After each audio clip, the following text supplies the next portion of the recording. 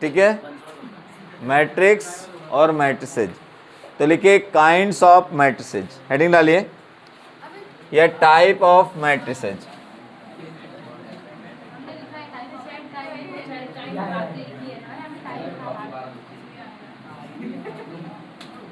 चलिए भैया सीधे मैट्रिसेज। अब एक से ज़्यादा के मैट्रिक्स की बात करने जा रहे हैं, ठीक है, उसी के बगल में एक और लिख ले।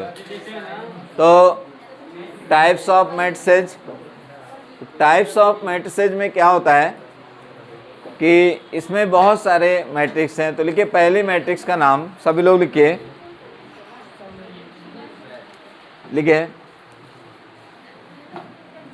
Row matrix. इसको हॉरिजेंटल मैट्रिक्स भी कहते हैं, हॉरिजेंटल मैट्रिक्स, ठीक है। हिंदी में कहते हैं पंक्ति आव्यूह या क्षैतिज आव्यूह, पंक्ति आव्यूह या क्षैतिज आव्यूह।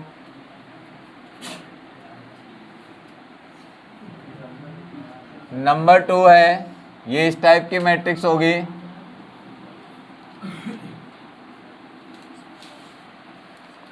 नहीं इस टाइप की मैट्रिक्स होगी।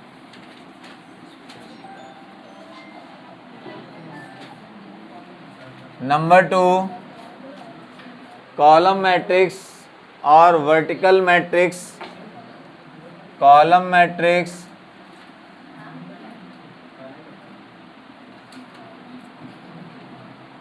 वर्टिकल मैट्रिक्स, शांत रहिए,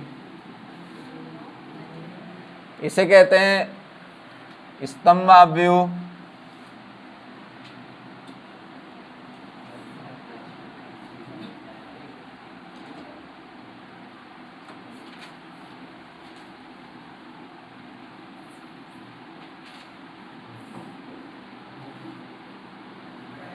ये इस टाइप से होती है मैट्रिक्स।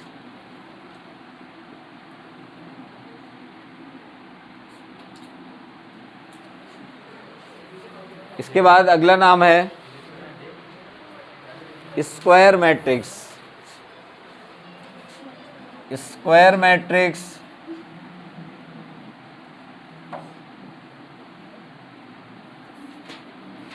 इसे हिंदी में कहते हैं वर्ग आव्यूह।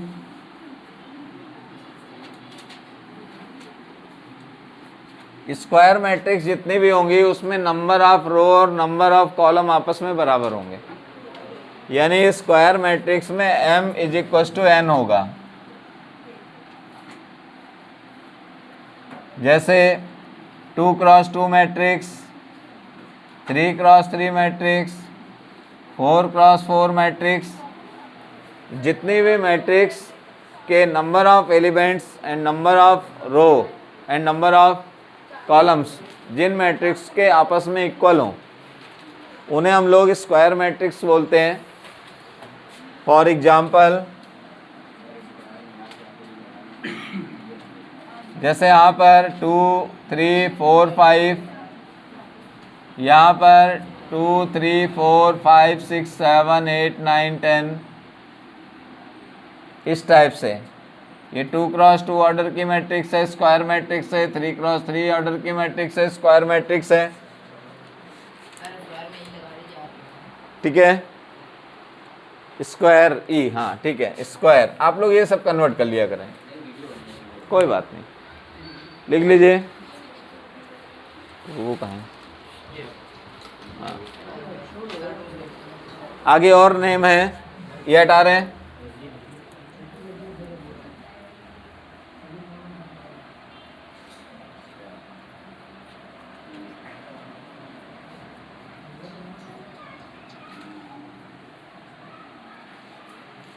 नेक्स्ट है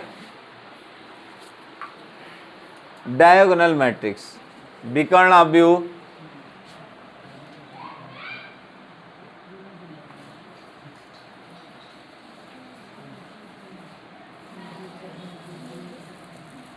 विकर्ण आव्यूह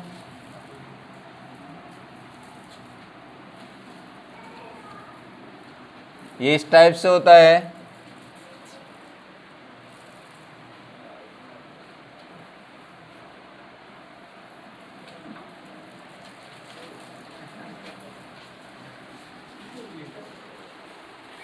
फिर एक आता है इसमें स्केलर मैट्रिक्स,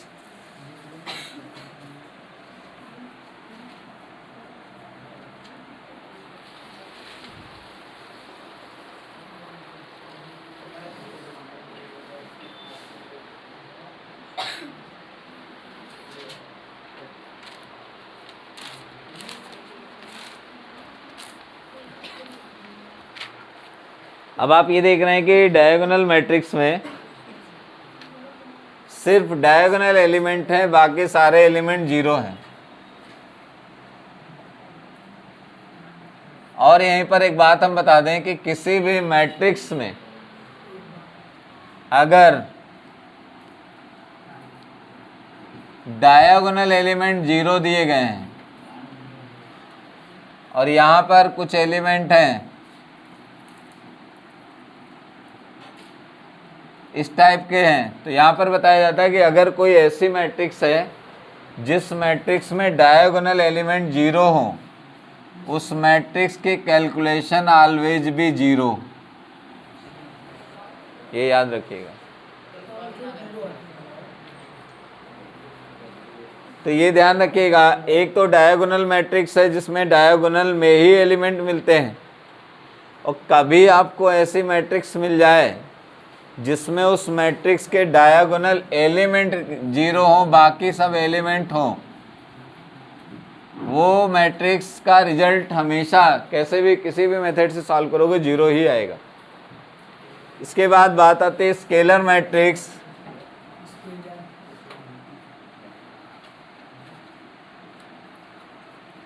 अदिश आव्यूह,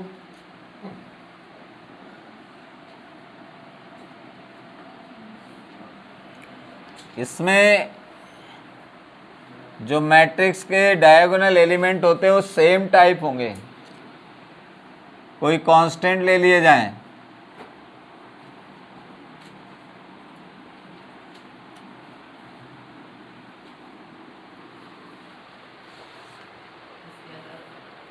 तो वो अदिश आव्यूह होता है, मतलब चेंज नहीं हो, 1 2 3 ना हो रहे, PQR ABC ना हो रहे हो, एक कांस्टेंट चल रहा हो, तो ऐसे मैट्रिक्स को हम लोग स्केलर मैट्रिक्स अदिश आव्यूह भी बोलते हैं। फिर इसमें दो और मैट्रिक्स का नाम है इक्वल मैट्रिक्स, ठीक है। इक्वल मैट्रिक्स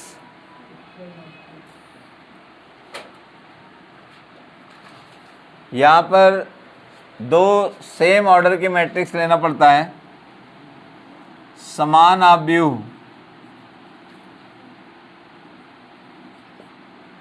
अब जैसे दो मैट्रिक्स आपने अपने मन से लिए और दोनों मैट्रिक्स के ऑर्डर इक्वल हैं,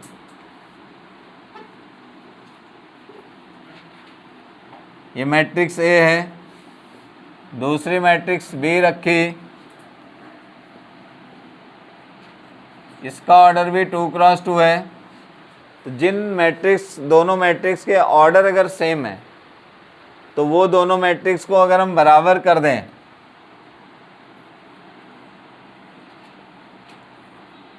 तो जैसे x y z t equal to 2 3 4 5, तो जब सेम ऑर्डर की मैट्रिक्स हैं तो उनको आमने सामने रख करके उसको कैलकुलेट कर सकते हैं, उससे वैल्यू निकाल सकते हैं। इसके बाद बात आएगी ट्रायंगुलर मैट्रिक्स।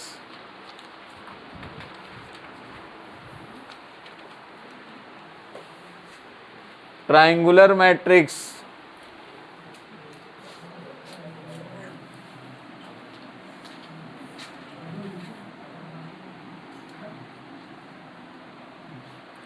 ट्रायंगुलर मैट्रिक्स का मतलब है जो देखने में त्रिभुज के आकार की हो।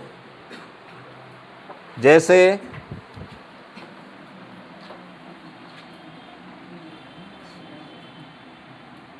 बात नहीं करें।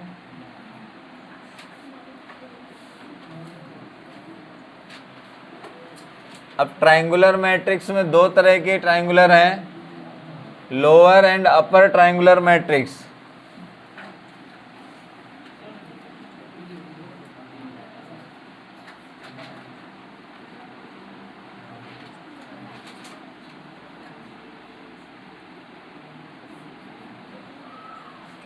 अब देखिए लोअर ट्रायंगुलर और अपर ट्रायंगुलर मैट्रिक्स किस टाइप की होंगी।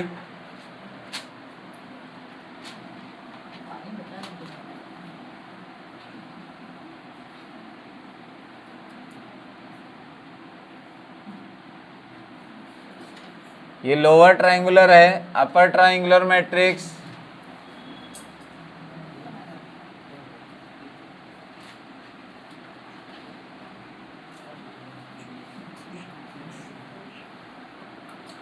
मैट्रिक्स का ऑर्डर सेम है। फिर इसके बाद आता है आइडेंटिटी मैट्रिक्स।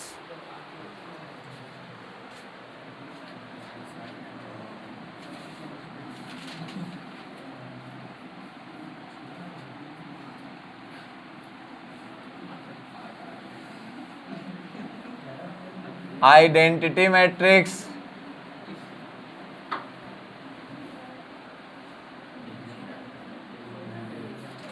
इसे कहते हैं, सबसे इंपॉर्टेंट यही मैट्रिक्स है, आइडेंटिटी मैट्रिक्स, जिसे कैपिटल आई से डिनोट करते हैं।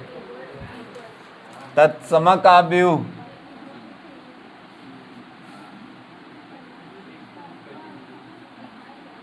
कैपिटल आई से डिनोट करते हैं।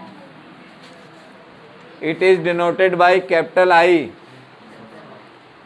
बहुत बार आपने मैट्रिक्स में देखा है कैपिटल आई क्वेश्चनों में लिखा होता है, ठीक है। तो इसे कैपिटल आई से डिनोट करते हैं और capital I is equal to 1001। इसकी वैल्यू हमेशा 1 होती है।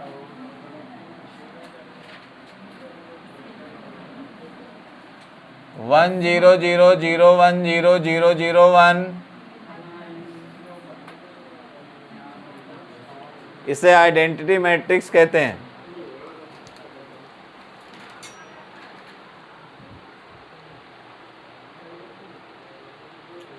इसके बाद एक मैट्रिक्स ऐसी भी होती है जिससे कोई एलिमेंट वही वैल्यू नहीं बल्कि जीरो होती है, तो उसका नाम होता है जीरो मैट्रिक्स।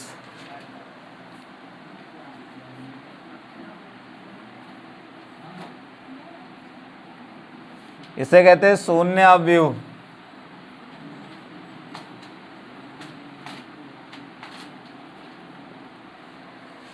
जीरो मैट्रिक्स को कैपिटल ओ से डिनोट करते हैं। कैपिटल ओ जीरो से भी बड़ा होता है,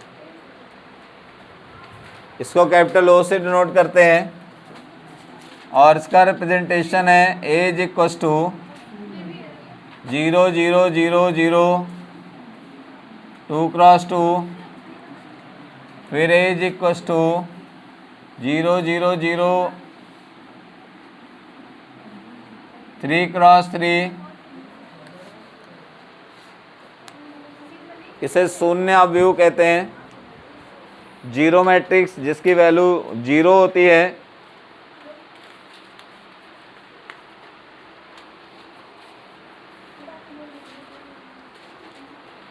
इसके बाद आता है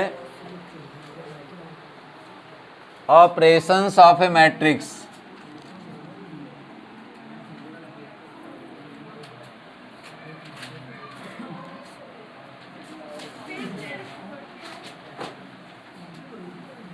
Operations of a matrix, operations on matrix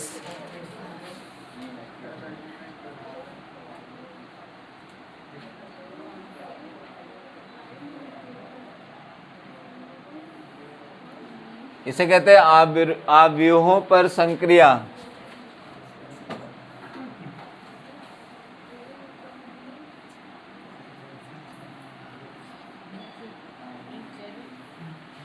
अब अवयवों पर संक्रिया का मतलब होता है कि जैसे मैट्रिक्स को ऐड करना,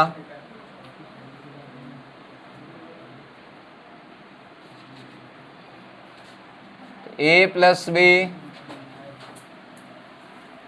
सब्ट्रैक्शन करना,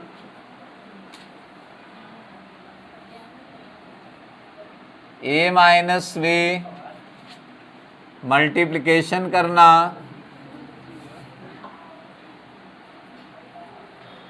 ए इंटू बी। अब यहाँ पर बात आई कि अगर कोई दो मैट्रिक्स हमें जोड़ना है तो उन दोनों मैट्रिक्स के ऑर्डर सेम होने चाहिए।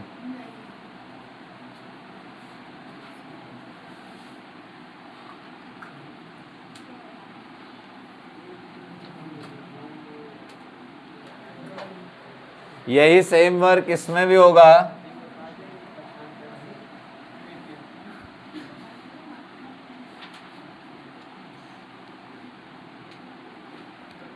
मल्टीप्लिकेशन में ऑर्डर सेम नहीं है तब भी हो जाएगा। तो मल्टीप्लिकेशन में ऐसा कोई ज़रूरी नहीं है कि ऑर्डर सेम है कि नहीं है, चलेगा।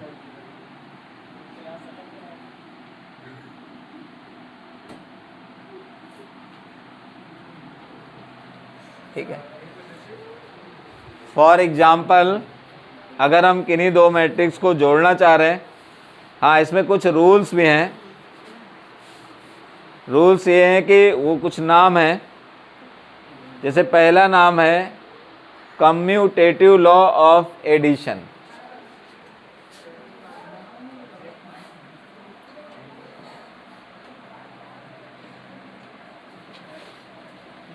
एडिशन ये रूल ऐसा है कि आगे अगली क्लास जितनी आगे पढ़ाई करोगे ये खत्म नहीं होने वाला नियम। ठीक है। कम्यूटेटिव लॉ का मतलब होता है कि इसे हिंदी में कहते हैं योग का क्रम विनिमय नियम। योग का, एक कौन लड़का बात कर रहा है पीछे? योग का क्रम विनिमय नियम, इसमें ये बताया जाता है कि जैसे कोई दो मैट्रिक्स है, अगर उन दोनों मैट्रिक्स को आप ऐड कर रहे हो a प्लस बी, तो उनको अगर b प्लस ए करोगे तब भी उनके रिजल्ट सेम आएंगे। जैसे किसी मैट्रिक्स को a और b को ऐड किया या b और a को ऐड किया तो दोनों के रिस्पॉन्स सेम होंगे। इसके बाद दूसरा नियम था, दूसरे नियम में इन्होंने एडिटिव इनवर्स, योग का सहचर्य नियम, एसोसिएटिव लॉ ऑफ एडिशन। ठीक है।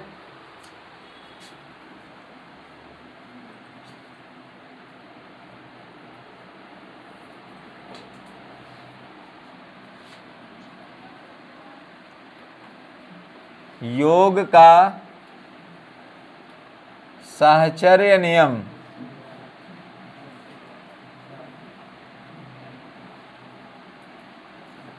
इसमें इन्होंने बताया कि दो से ज्यादा मैट्रिक्स का प्रयोग किया, a प्लस बी को पहले ऐड किया, बाद में c को ऐड किया, फिर इसके बाद a को अलग किया और b प्लस c को ऐड किया, रिस्पॉन्स सेम मिला।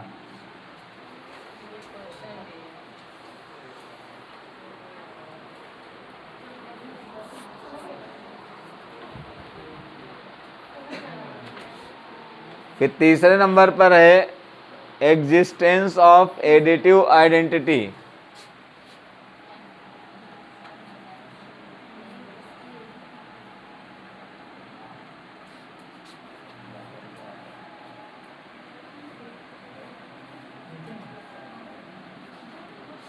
इसे कहते हैं योग का तत्समक नियम।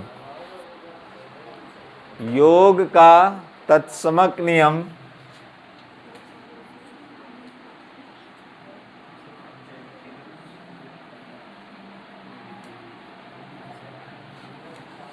इसमें बताया जाता है कि यदि जीरो को किसी मैट्रिक्स में ऐड करें या किसी मैट्रिक्स को जीरो में ऐड करें तो उस मैट्रिक्स का रिस्पॉन्स सेम आता है। यानी कि zero matrix plus A plus zero matrix, result is a. इनका कहने का मतलब है कि अगर किसी भी मैट्रिक्स में जीरो मैट्रिक्स से ऐड करें, जीरो से नहीं ऐड कर रहे हैं, जीरो मैट्रिक्स से ऐड कर रहे हैं, तो या उस मैट्रिक्स को जीरो मैट्रिक्स से ऐड करें तो रिजल्ट वही मैट्रिक्स आएगा, उस मैट्रिक्स में कोई परिवर्तन नहीं होगा। अगला नियम लिखिए,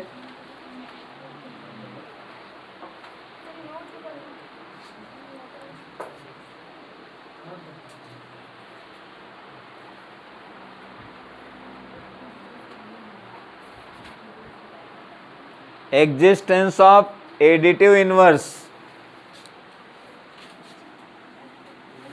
existence of additive inverse,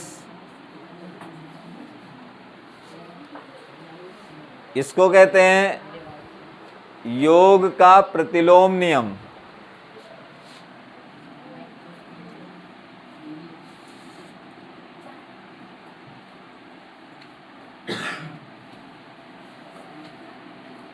इसमें ये बताते हैं कि अगर किसी मैट्रिक्स में किसी मैट्रिक्स को घटाओ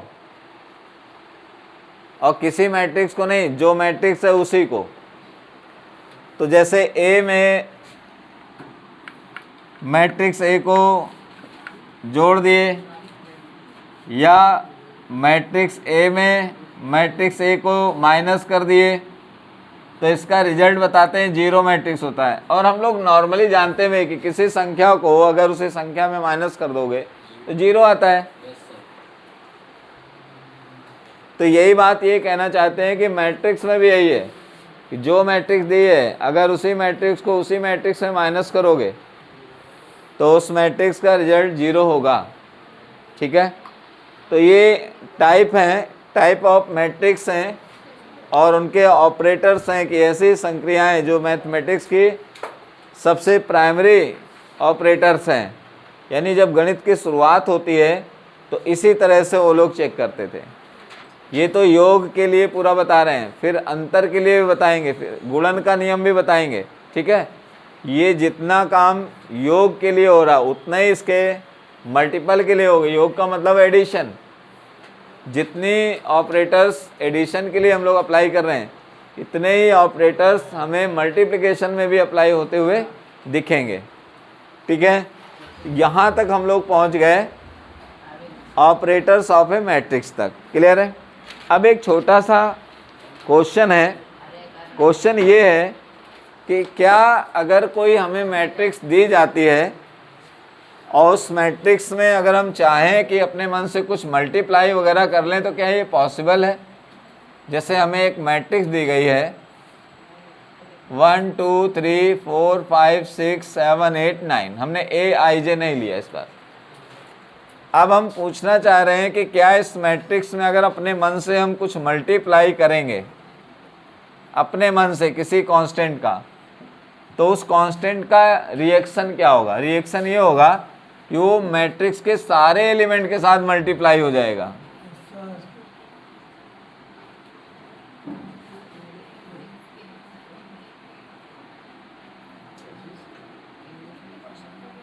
याद रहेगा, अगर कभी आपको लगा कि किसी मैट्रिक्स में हमें कुछ डिवाइड करना है, आर यू सेइंग समथिंग? बता रहे हो, बता दो। अब आपको नेक्स्ट है डिवाइड करना है।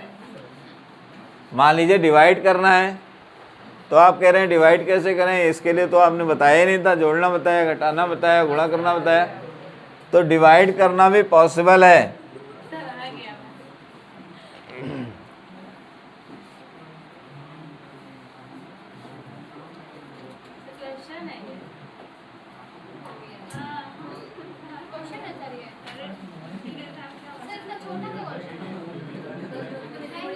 ठीक है, ठीक है, दैट्स ऑल। ठीक है, कल हम लोग एक्सरसाइज करेंगे।